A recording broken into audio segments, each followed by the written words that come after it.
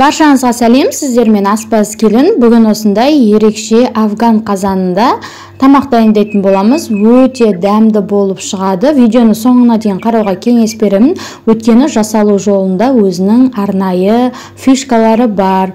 Ең алдыменен қазанымызды жақсылап жуып аламыз. Содан соң осылай мен май салдым. Сіздер егерде май жоқ болса, ең астына жуа тураңыздар, яғни пиязды ірілеу қылып тураңыздар. Содан соң барып үстіне пиязымызды саламыз. Осылай ірі-ірі қылып турап аламыз. Бұл себебі өте маңызды. Біздің егер қазандарыңыздың асты жабысқан жағдайда сіздің тамағыңыз қатты күйіп кетпейді. Тек қана пиязымыз күйетін болады астындағы. Мінекей, енді осылай жуаларымызды, яғни пияздарымызды салып аламыз. Содан соң етімізді турап аламыз. Менде ет, сиырдың еті, сіздер өздеріңіздің қалаған етті салсаңыздар болады. Бірақ міндетті түрде ірілеу қылып тураңыздар. Осылай сүйекті еттерді салдым. Ешқандай піспей қалады деп қорықпаңыздар. Барлығы өте езіліп, күшті болып піседі. Осылай ірі-ірі қылып тураңыздар. Бірақ майдалап турайтын болсаңыздар, еттері езіліп кетуі мүмкін. Осылай ірі қылып турап алдым.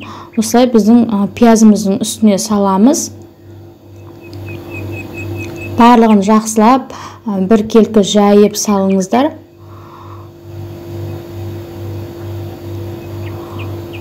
Негізі майлы ет болса да өте жақсы болады. Ол кезде астына май салмасаңыздар да болады. Енді дәміне қарай тұз, бұрыштарын саламыз. Мен көз мөлшерімен салдым. Осы қара бұрыш, сіздер басқа да дәмдеушілер салсаңыздар болады, зіра салсаңыздар да болады. Осылай қара бұрышпен тек тұз салдым. Енді оның үстіне тағы да пияз саламыз, жайып салыңыздар. Сонда біздің пиязымыздың суы шығып, ерекше дәм беретін болады етіміздің үстіне.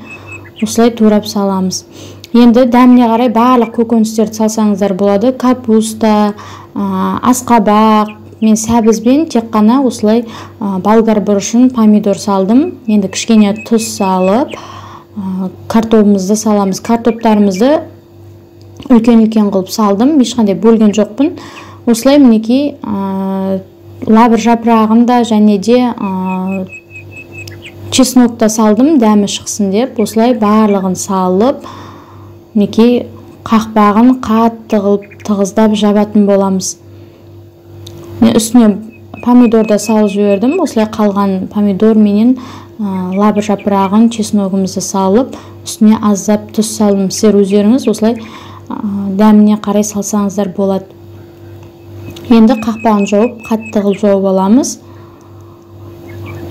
Қатты қылып жабыңыздар, ауа кірмейтіндей қылып. Енді газымыздың астын, яғни қатты бірінші қоямыз. Осылай дауыс шығады өзі, қатты қайнап атқаны. Содан соң астын орташа отқа түсіретін боламыз. Солай 1 сағат 30 минутта пісіп шығады. Мінекей менікі пісіп шықты. Енді екі жағына вилкаменен осылай көтеріп қойып, қашан осындай дауысы тоқтағанша қоятын боламыз. Дауысы тоқтамай қақпағын ашпаңыздар, атылып кетуі мүмкін. Сондықтан дауысы тоқтаған соң барып ашасыздар.